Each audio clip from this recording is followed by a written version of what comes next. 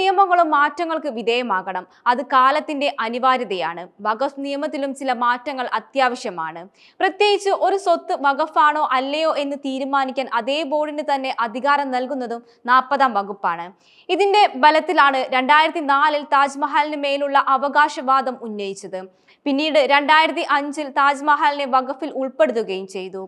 ഇതുപോലെ അവിവേചക പ്രവർത്തികൾ മൂലം ഇന്ത്യയുടെ പൊതുബോധത്തിൽ വഖഫ് സംവിധാനത്തോട് ഉണ്ടാകുന്ന ഭയവും ദേഷ്യവും ചെറുതല്ല. 2010-ൽ സുപ്രീം കോടതി വഖഫ് ബോർഡിൽ ഈ തീരുമാനം സ്റ്റേ ചെയ്തിരുന്നു.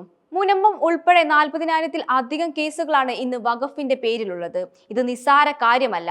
കൂടാതെ വഖഫ് ട്രൈബ്യൂണലിലെ പരമാധികാരം കൊടുത്തത് വ്യവഹാരം നടത്തുന്നതിൽ സൃഷ്ടിച്ച അരക്ഷിതാവസ്ഥയും അതിലൂടെ ഉടലെടുത്ത വിദ്വേഷവും വളരെ വലുതാകുന്നു. എന്നാൽ ഇത് തിരിച്ചറിയാൻ മുസ്ലിം നേതൃത്വം ഏറെ വൈകിപ്പോയി. രണ്ടാമതായി പറയുന്നത്, ഈ നിയമം ഭേദഗതിയിലൂടെ വഖഫ് സംവിധാനം ഇല്ലാതാകുക എന്നതും ആരും കരുതേണ്ട. ഏകദേശം 1206-ൽ ഡൽഹി സുൽത്താനേറ്റിന്റെ കാലത്ത് ആരംഭിച്ചതും ചുരുങ്ങിയത് 800 വർഷത്തിലെ പാരമ്പര്യമുള്ളതും ഈ സംവിധാനത്തെ തകർക്കാനോ ഇല്ലാതാക്കാനോ ഒന്നും ഒരു ഭരണകൂടത്തിനും സാധിക്കുകയില്ല.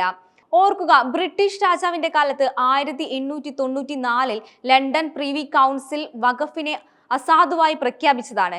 എന്നാൽ അതേ ബ്രിട്ടീഷുകാർ തന്നെ 1913-ൽ മുസൽമാൻ വഖഫ് വാലിഡേറ്റ് ആക്ട് നിയമത്തിലൂടെ വഖഫ് ഇന്ത്യയിൽ പുനഃസ്ഥാപിച്ചു.